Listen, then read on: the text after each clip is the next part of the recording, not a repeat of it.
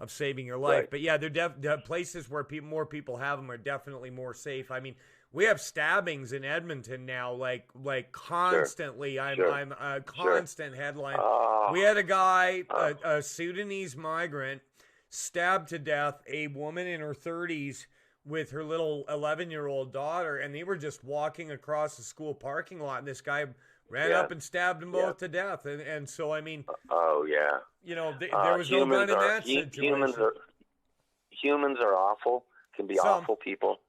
Yeah. And London, remember the rash of awful crime in London when they loosened things up, like whatever it was 3, 4, 5 years ago. It was awful crime in London.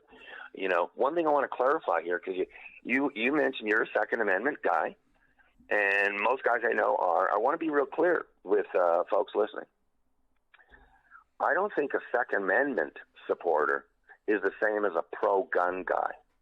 It's almost two different arguments. Not too different, but want to let people know I am I'm not going to say anti-gun, but I've told you this, Mike, I've never owned a gun.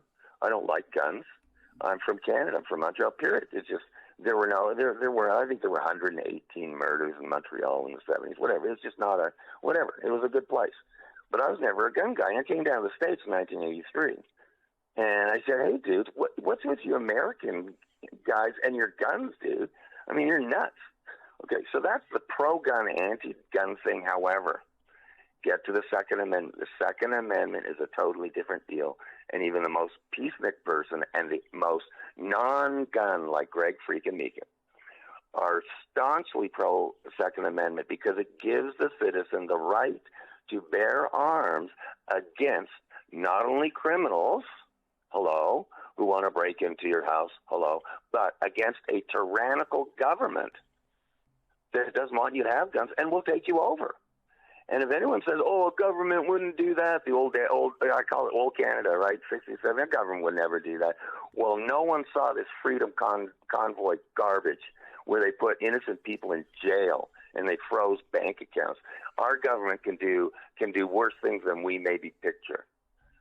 So that is what the Second Amendment is for, because the Founding Fathers wanted to make sure that what became this 50 states was able to protect themselves, and even from other states. California turned out to be a grease fire. And so that's the whole point, is the citizen has the right under God to protect themselves, period. And that's the Second Amendment, period. Greg, we've got about 5 minutes left in the last segment